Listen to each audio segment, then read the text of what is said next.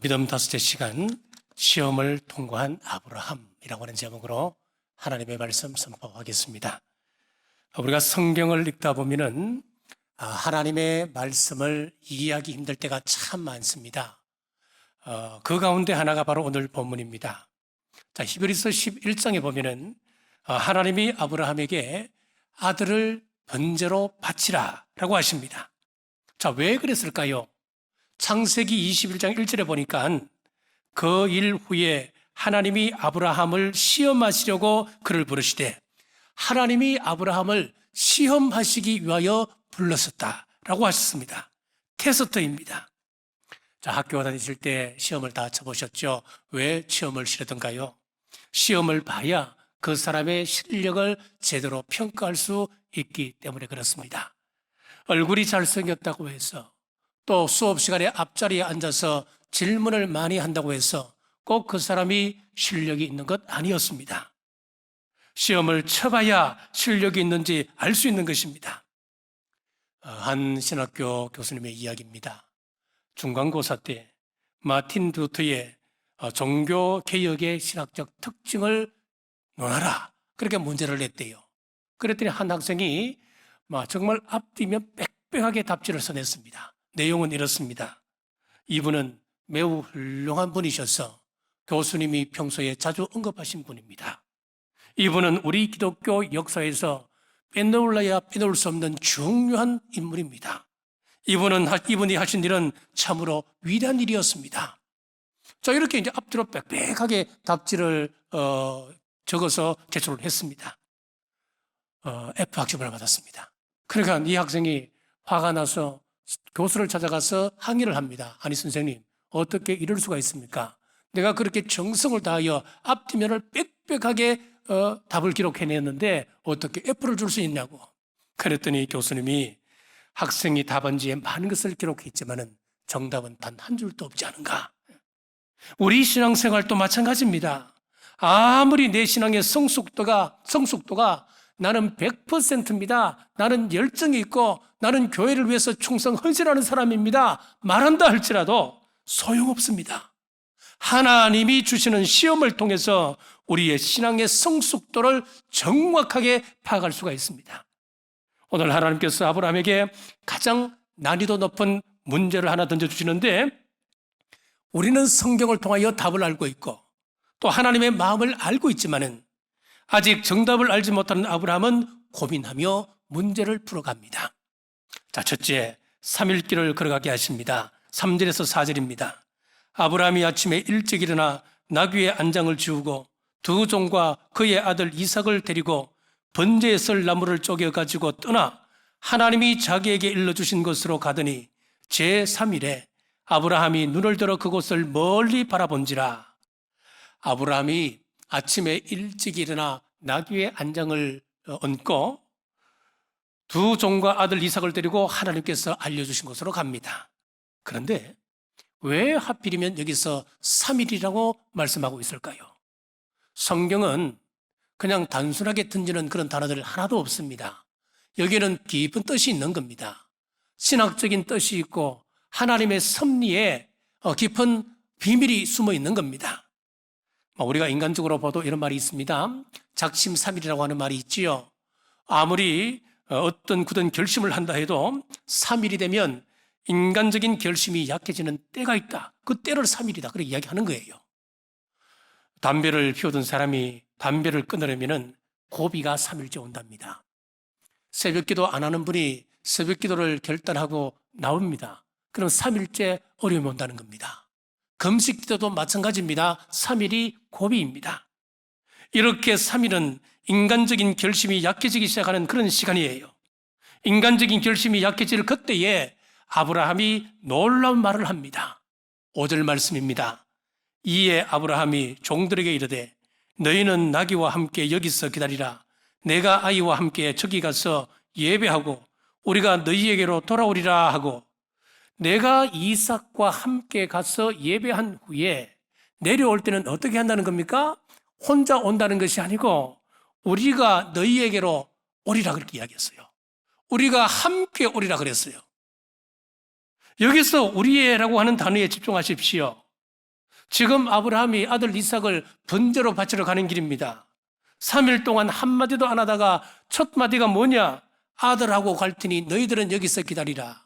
예배한 후에 아들과 함께 오리라. 우리가 함께 오리라. 그 말이거든요. 놀라운 말입니다. 여기에 대한 해석이 오늘 읽었던 히브리서 11장 18절에서 19절에 나옵니다. 18절에 하나님이 뭐라고 말씀하셨냐 하면은 내 자손이라 칭할 자는 이삭으로 말미암느니라. 이삭을 통하여 후손을 주시겠다고 하나님께서 약속하고 계십니다. 그런데 이삭을 바치라는 거예요. 이것 때문에 끙끙끙 앓고 고민하다가 결론을 내리는데 그 결론이 바로 19절입니다. 그가 하나님이 능히 이삭을 죽은 자 가운데서 다시 살리실 줄로 생각한지라. 자, 여기 보면 놀라운 말씀이에요. 여기서 생각이라고 하는 단어에 또 한번 집중을 해보십시오. 내가 아들을 얻지 못할 줄 알아서 나의 신실한 종이었던 다메섹 엘리에셀을 나의 후계자로 삼겠습니다 라고 하나님께 말했을 때에 하나님이 아니라고 말씀하셨습니다. 아내 사레가 하갈을 취하여 후손을 잇자. 그래서 이스마엘을 낳았습니다. 얼마나 기분이 좋아하는 줄 모릅니다. 그런데 그 아들은 후계자가 아니라는 겁니다. 그래서 하나님께서 100세의 이삭을 주셨는데 이 아들을 통하여서 바다의 모래알처럼 하늘의 별들처럼 자손을 주시겠다 약속하셨습니다. 그렇게 약속을 해놓으신 우리 하나님께서 갑자기 나타나셔서 이삭을 번제로 바치라는 거예요. 생각하고 또 생각한 후에 결론을 내립니다.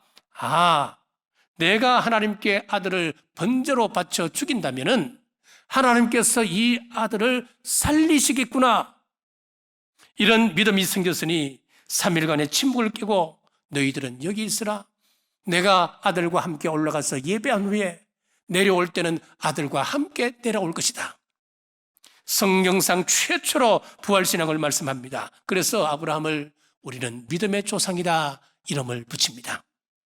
아브라함이 고민한 날은 우리 주님이 걸어가신 길을 예표합니다.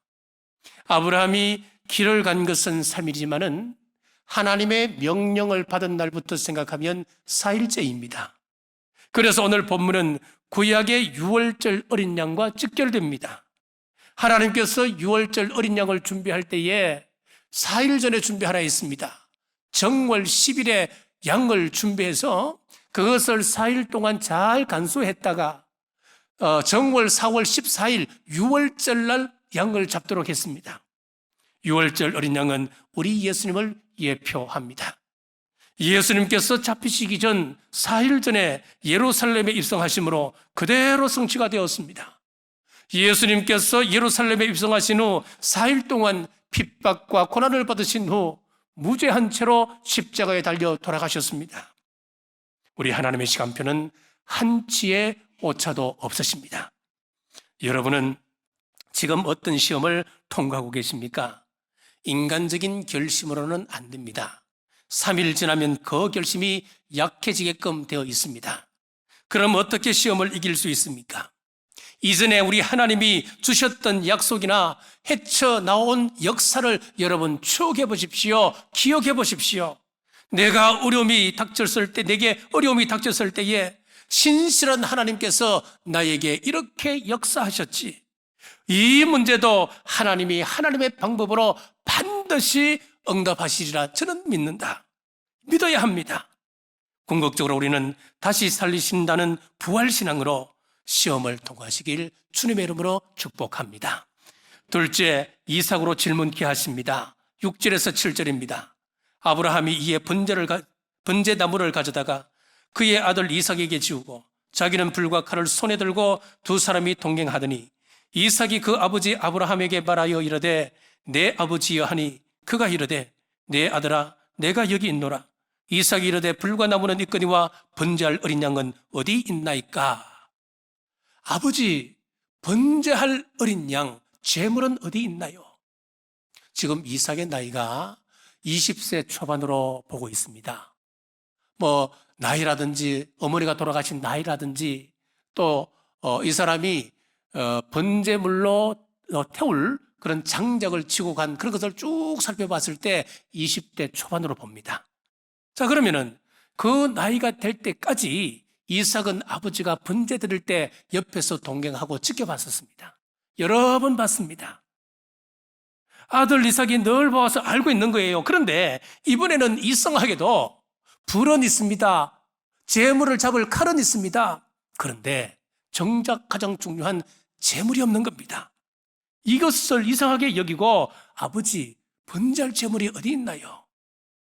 이삭의 입장에서 보면 얼마나 불안했겠습니까? 번제할 양이 없다면 다른 이방 종교에서처럼 아들을 잡아서 번제로 드리는 그런 일도 생각할 수 있는 거예요. 그러니까 이삭이 이런 질문을 하는 겁니다. 만약 제 아들이 이렇게 물어온다면 저는 정말 가슴이 아팠을 것입니다. 그 아들 얼굴을 어떻게 똑바로 쳐다볼 수 있었겠습니까? 8절입니다. 아브라함이 이르되 내 아들아 번제할 어린 양은 하나님이 자기를 위하여 친히 준비하시리라 하고 두 사람이 함께 나아갔어. 자, 우리가 방금 읽었던 이 본문을 잘 보시면은 하나님이 자기를 위하여 이렇게 되어 있어요. 그런데 원문에 보면은 위하여라고 하는 말이 없습니다. 원문에 충실해서 이 본문을 그대로 해석해 보면 어떻게 되냐 하면은 하나님께서 자기를 준비하시리라 그렇게 돼요. 하나님이 자기를 위하여 준비하시리라 이 말씀이 아니고 하나님이 자기를 준비하시리라 그런 뜻이라 그렇게 해석이 된단 말이에요.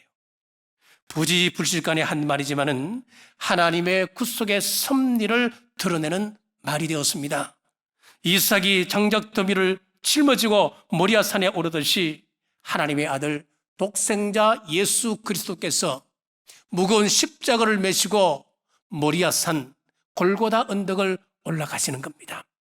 골고다가 있는 곳이 바로 모리아산이었습니다. 여기 아브라함의 마음은 우리 하나님 아버지의 마음이었고 장작을 메고 올라가는 이삭은 우리 예수님의 모습을 예표합니다. 그러므로 하나님께서 친히 준비하신다 이 말은 아브라함이 이삭을 속이려고 하는 의도가 아니었습니다. 하나님께서 다른 번제물을 준비해 두신다고 하는 확신을 가지고 그에게 이야기한 것도 아니었습니다. 그저 하나님 하시는 일은 선하시다. 하나님께서 나에게 그렇게 말씀하셨다면 우리 신실한 하나님께서 다른 방법으로 무슨 대책을 세우시겠지. 설령 그 아들을 죽이신다 하더라도 다시 살리시지 않겠는가. 하나님에 대한 확실한 신뢰를 말합니다. 그렇습니다. 하나님은 우리를 위해 준비하십니다. 하나님께서 우주 만물을 창조하실 때 순서를 보십시오. 맨 마지막에 우리 인간을 창조하셨습니다. 이것은 무엇을 이야기하는가 하면 인간을 위하여서 먼저 모든 것을 준비하셨다 그 말씀입니다. 태초부터 여호와 이레의 하나님을 우리는 만나게 되는 겁니다. 출애굽기에도 이스라엘 백성들을 출애굽시킨 후 하나님께서 그 광야에서 만나를 내리셔서 40년을 먹이고 살리셨습니다. 그러면은 하나님께서 왜 매일매일 주셨을까요? 다른 의미가 있었지 않습니까? 하나님께서는 매일매일 준비하신 게 아니었습니다. 이미 40년치 그 만나를 준비해 놓고 계셨던 것입니다. 이 하나님을 신뢰해야 합니다. 그런데 현실을 살아가는 우리가 기억해야 할 것이 있습니다. 준비해 두고 계신 하나님이시지만은 우리 인간은 하나님이 준비하시는 그 과정 자체를 볼 수는 없다고 하는 것을 아셔야 됩니다. 만약 하나님께서 아브라함에게 번제로 대신 드릴 그 제물을 미리 보여주시면 얼마나 좋겠습니까? 우리가 하나님의 말씀을 받아 은혜를 받았습니다. 그런데 그것이 지속되던가요? 순간순간 꺾입니다. 말씀이 하루 이틀 동안 가던가요? 3, 4일 되면 다 꺾이고 다시 옛날로 돌아가 있습니다. 다음날 그 다음 주일날 오면은 하나님 이번 주에도 또 무너졌습니다. 또 제가 졌습니다. 우리가 눈물로 또 회개하지 않습니까? 만약에 하나님께서 우리에게 은혜 주시고 중간중간 어떤 표징들을 보여주신다면 쉽게 넘어갈 수 있을 것 아니겠습니까? 예를 들어 이렇습니다. 하나님께서 아브라함이 지금 무거운 마음으로 아들을 데리고 그 언덕을 올라갑니다. 산 위로 올라가고 있습니다. 하나님께서 어떤 기적을 베푸실까? 어떻게 이 아들을 다시 살려내실 수 있으실까? 고민하며 올라갑니다. 그런데 느낌이 이상해서 뒤로 획 둘러보니까 아니 순양 한 마리가 저 밑에서부터 졸졸졸 따라오는 거예요. 좀 가다가 어디 사라지겠지? 아니에요. 중턱에 올라왔는데도 그 순양이 졸졸 따라오고, 그래서 이상하다 싶어서 획 돌아보면은 그 순양이 돌 뒤로 쏙 숨는 거예요. 그리고 또 이상하다 싶어서 올라가다 보니까 이번에는 풀을 뜯는 듯 하다가 또 돌아오는 것을 알고는 또 숨어버립니다. 그때 이 아브라함은 3일 동안 깊이 생각했잖아요. 깊이 생각하고 우리가 함께 내려오리라 그렇게 이야기했잖아요. 그러면은 그렇게 준비하고 기도했으면은 이 사람의 영적인 면은 굉장히 뛰어난 분 아니겠습니까? 그러면 단번에 아는 거예요. 저 순양이 우리 아들을 대신할 제물이 될 수도 있겠구나. 그렇게 생각하면 숨길 수 없는 미소를 띠고 그가 근심하지 않고 산 위로 올라갈 수 있는 것 아니겠습니까? 자, 그런데 우리 하나님은 그렇게 하시지 않으셨습니다. 왜 그러실까요? 하나님께서 원하시는 것은 신뢰 관계이기 때문에 그렇습니다. 하나님으로부터 내 씨로 큰 민족을 이룬다 분명한 약속을 받았습니다. 그렇다면 얼마만큼 그 약속을 신뢰하고 살아가는가, 하나님은 우리를 통하여 그걸 보기 원하십니다. 하나님은 문제를 두시고 보이지 않는 한쪽에서는 이미 답을 준비하고 계셨습니다. 분명히 산 이쪽에서는 아브라함과 아들 이삭이 함께 산 위로 올라가고, 보이지 않는 반대쪽에서는 이미 하나님께서 순양을 올라가게 준비하셨습니다. 응답이 이미 시작되고 있다는 것을 우리는 신뢰해야 합니다. 우리가 이 시대의 아브라함입니다. 혹시 인생길을 힘겹게 걸어가고 계십니까? 인생에 문제 없는 가정은 단 한 가정도 없습니다. 건강의 문제, 경제의 문제, 가정사의 문제, 인간관계의 문제 등 다양한 문제를 안고 우리는 살아가고 있습니다. 하나님을 신뢰하며 깊이 묵상하십시오. 내 눈에는 보이지 않지만 저 건너편에는 하나님이 해결의 은총을 준비하고 계실 줄 믿으시길 주님의 이름으로 축복합니다. 셋째, 우리 하나님의 복입니다. 13절입니다. 아브라함이 눈을 들어 살펴본 적 한 순양이 뒤에 있는데 뿔이 수풀에 걸려 있는지라 아브라함이 가서 그 순양을 가져다가 아들을 대신하여 번제로 드렸더라. 여기 13절에서 수풀에 걸린 순양이 나옵니다. 여기 수풀은 아브라함이 지금까지 고뇌했던, 그리고 고통으로 밤을 지새웠던 그 모습을 상징적으로 보여주고 있습니다.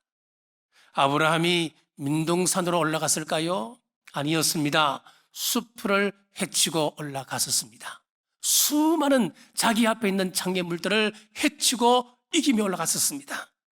민둥산이 아니라 숲을 가득한 산인데 가뜩이나 지금 마음이 뒤숭생숭한데, 마음이 힘든데 이 숲을 헤치고 힘겹게 올라가야 했었습니다. 그런데 놀랍습니다. 이 장애물이 있었기에 순양도 거기 걸릴 수 있었다고 하는 사실입니다. 다시 말하면 그 걸리적거리는 장애물이 없었다면 아들을 살릴, 아들을 대신할 순양도 거기 걸리지 않았을 것입니다. 이게 바로 우리 기독교 신앙의 신비입니다. 비밀입니다. 우리 인생에 장애물들이 있습니다. 걸리적거리는 것들이 한두 가지가 아닙니다. 이 문제는 하나님께서 좀 해결해 주면 좋을 텐데, 아니면 좀 없으면 좋을 텐데, 그런 이야기들, 그런 문제가 한두 가지가 아니지 않습니까? 그런데 해치고 나가야 했던 그 수풀에 아들을 대신할 순양이 걸려 있었던 겁니다.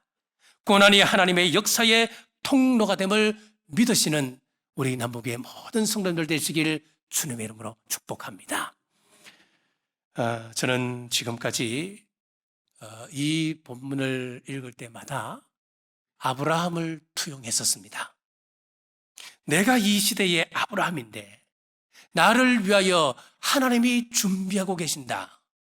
내가 이 시대의 아브라함이니까 하나님께서 나를 위하여 순양을 하나님께서 예배하고 계신다. 그렇게만 읽었습니다. 자, 그런데 초점을 좀 바꿔봤습니다. 하나님이 내가 누군가를 위한 순양이 되어주기를 원하고 계시진 않을까, 이런 생각이 듭니다. 하나님께서 나를 이웃과 성도를 위하여서 순양으로, 축복의 통로로 지금 사용할 마음을 가지고 계시진 않으실까? 저는 이번 새벽기도 총징후를 진행하면서 우리 하나님의 인도하심을 보았습니다. 요즘 주방복사 참 힘듭니다. 예전과 달라서 권사님들이 전부 다 직장 생활을 하십니다.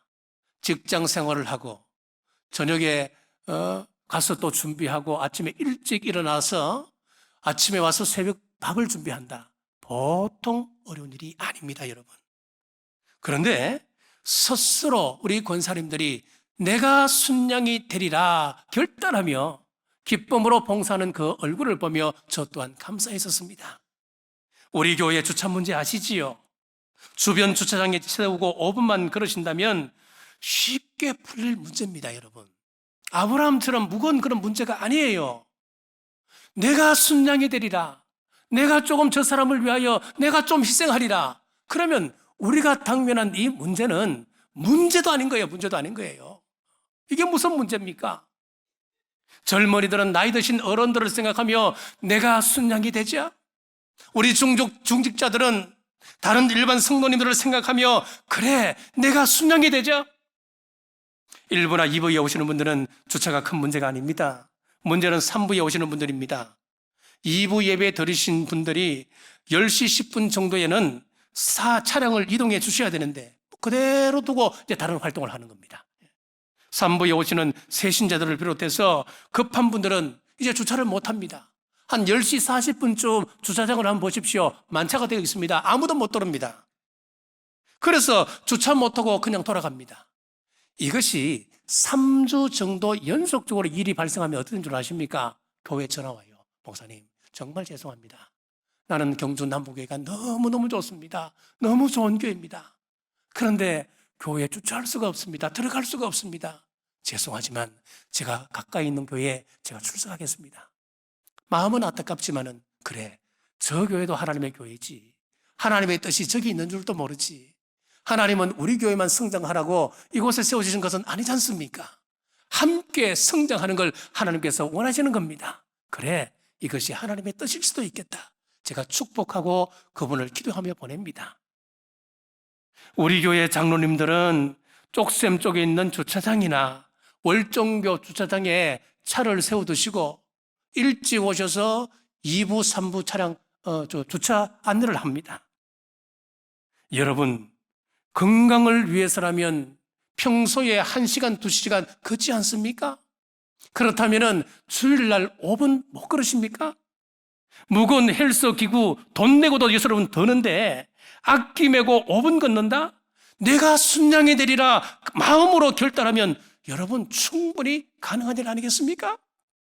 2부 찬양대나 교사들은 일찍 일어나서 준비합니다. 참 제가 고맙습니다. 감사합니다.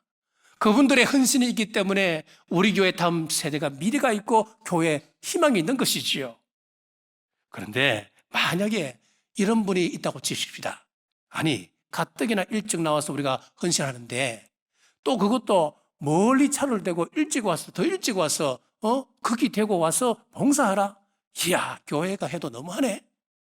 그런 분은 없지만은 그러지 마십시오. 내가 순양이 되리라 작정하시면 예배 후에 연습이나 모임이 자유롭고 식사하시는데도 어려움이 없습니다. 서로가 서로에게 내가 순양이 되어 하나님의 축복의 통로가 되리라. 큰 부담이지만 순종하는 우리 남북의 모든 성도님들 되시길 주님의 이름으로 축복합니다. 1970년대 실화입니다. 실제로 있었던 이야기, 제가 예화집에서 이것을 봤습니다. 1970년대면은 우리 한국의 교회가 급성장할 때였습니다. 우리 경주 남북교회도 1970년 후반기에 창립이 된 교회이지요. 서울에는 더 많았습니다. 많은 교회들이 이제 교회가 생기는데 물론 큰 교회도 있고 건물이 좋은 교회도 있지만은 안 그런 교회들이 많았습니다. 그 가운데 천막교회가 있었습니다. 건물 기둥을 올리지 못하고 천막을 치고 예배를 드리는 그런 교회지요. 어떤 한 분이 계셨습니다. 큰 교회를 다니는 한 집사님이었는데 주일마다 본 교회에 출석하려면 길목에 있는 이 천막교회를 늘 지나가게 되는 겁니다. 참 가슴이 아팠습니다. 나는 큰 교회, 좋은 교회 다니는데 저 교회는 기둥도 없이 천막 치고 예배하고 있으니까 늘 마음이 걸린 거예요. 그러던 어느 날 송구 영신 예배를 드리는 날인데 그날따라 시간이 늦어서 본 교회까지 가지 못하고 그 교회에 들어가게 되었습니다. 역시나 들어가 보니까 20여 명의 성도들이 모여서 예배를 드립니다. 그리고 들어가면서 그래 오늘은 헌금을 하고 가자, 송구 영신 예배니까 하고 이제 밖에서 헌금 봉투를 준비하고 예배당에 들어갔습니다. 들어가서 자신의 지갑을 딱 펼쳐보는데 불사 1,000원짜리가 없습니다. 1970년 되니까 1,000원짜리도 큰 돈 아니겠습니까? 10,000원짜리도 없었습니다. 평소에 지갑에 늘 10,000원짜리가 뚝뚝하게 있었는데 그날따라 없는 겁니다. 보니까 달랑 10만 원짜리 수표 한 장이 있는 겁니다. 그 당시 10만 원짜리 수표면 요즘으로 하면은 100만 원 정도의 가치가 있는 겁니다. 그래서 여러분 같으면 어떡하겠습니까? 그 돈 드리겠습니까? 우리 교회도 아닌데, 마침 10,000원짜리도 없는데, 그래, 오늘은 뭐 못하는 거지. 우리 교회도 아닌데. 그러고 지나가지는 않을까요? 이 집사님 또 잠시 고민이 되었습니다. 그런데 큰 결단을 하고, 그가 그 봉투에다가 헌금을 넣고 이제 헌금 시간을 기다리게 됩니다. 헌금하기 전에 목사님이 나오셔서 이런 말을 합니다. 여러분, 참 죄송합니다. 먼저 재정 보고부터 드립니다. 하나님 예산에 맞추어서 제 사례비도 줄이고 또 여러 가지로 절약을 했습니다마는 올해도 10만 원이 부족하군요. 채우지 못하여 정말 여러분께 죄송합니다. 그때 이 집사님 마음이 뛰기 시작했습니다. 왜 하나님께서 본교에 가지 못하도록 시간을 늦추셨는지, 그리고 늘 10만 원짜리 지폐를 많이 가지고 다니던 그 지갑에 달랑 10만 원짜리 지폐 한 장이 남아있었던지 그는 깨닫게 되었습니다. 그날 집사님은 하나님의 순양으로 쓰임받았던 것입니다. 이런 말이 있습니다. 하나님이 당신의 기도를 들으셨다면 기뻐하라. 하나님이 당신을 누군가의 기도 응답으로 선택하셨다면 더 행복해하라. 그렇습니다. 주는 것이 받는 것보다 복됩니다. 올해도 우리 사진을 한번 보여주시죠. 올해도 황남동 행정복지센터에 독거노인 요구르트 배달 사업비를 전달했는데 배달하시는 분들 가운데 배달하시는 분들도 그 자리에 함께 참석해서 이 시박식을 했습니다. 그분들이 하시는 이야기가 남부교회 후원으로 요구르트를 배달하면서 자신들이 참 보람을 느낀다는 겁니다. 한 번은 이런 일이 있었대요. 매일 배달하는 요구르트가 3일째 대문에 그대로 매달려 있는 겁니다. 그래서 이 아주머니가 이상하다 싶어서 문을 따고 들어가서 방문을 열었더니만 노인이 돌아가셨습니다. 만약 남부교회에서 이런 일을 하지 않는다면 한 달이 되어도 생사를 알지 못할 텐데 배달하는 분들이 몇 번이고 감사 인사를 했습니다. 하나님께서 우리 교회를 순양으로 삼으셔서 나누시는구나. 지금에 와서 깨달아집니다. 이 사역이 참 소중하고 하나님께서 기뻐 받으실 만한 그런 사역이다. 저는 확신을 가지게 되었습니다. 사랑하는 여러분, 하나님, 제가 순양입니다. 저를 도구로 사용하여 주옵소서. 하나님, 우리 남부교회가 하나님의 순양입니다. 우리 교회를 들어 사용하여 주옵소서. 내 있는 자리에서 나를 내려놓고 응답하는 우리 성도들 되시길 주님의 이름으로 축복합니다. 말씀을 뵙겠습니다. 나에게 큰 위기가 왔습니까? 아브라함이 하나님 주신 약속을 믿고 시험을 통과하듯 큰 믿음 보여드릴 기회가 왔습니다. 내가 누군가를 위한 순양이 되리라 서임받을 기회가 왔습니다. 14절입니다. 아브라함이 그 땅 이름을 여호와 이레라 하였으므로 오늘날까지 사람들이 이르기를 여호와의 산에서 준비되리라 하더라. 여호와 이레 준비하시는 하나님을 만날 기회가 왔습니다. 아들을 바치라는 큰 문제를 만난 아브라함, 아들을 죽일지라도 다시 살리실 것을 신뢰할 때에 믿음의 조상이 되었듯이 우리 또한 문제를 만날 때 여호와 이레의 하나님을 신뢰하며 문제를 해결해 나가는 남부교회 모든 성도들 되시길 주님의 이름으로 축복합니다. 기도하겠습니다. 아브라함을 통하여 믿음의 귀한 말씀 주신 하나님 감사합니다. 오늘날 또 하나님이 동일하게 우리의 믿음을 테스트하기를 원하시고 말씀에 순종하기를 원하십니다. 아브라함의 믿음을 본받기를 원하십니다. 아브라함이 부활신앙 간 것처럼 저희들 또한 주님 부활을 믿으며 믿음의 경주를 이어가게 하옵소서. 우리 앞에 문제가 있을 때에 하나님, 제가 순양이 되겠습니다. 저를 축복의 통로로 사용하여 주옵소서. 결단하는 의가 일어나 우리 교회로 하나님의 복을 흘러보내는 통로 되게 하여 주옵소서. 다시 오실 예수님 이름으로 간절히 기도드리옵나이다. 아멘.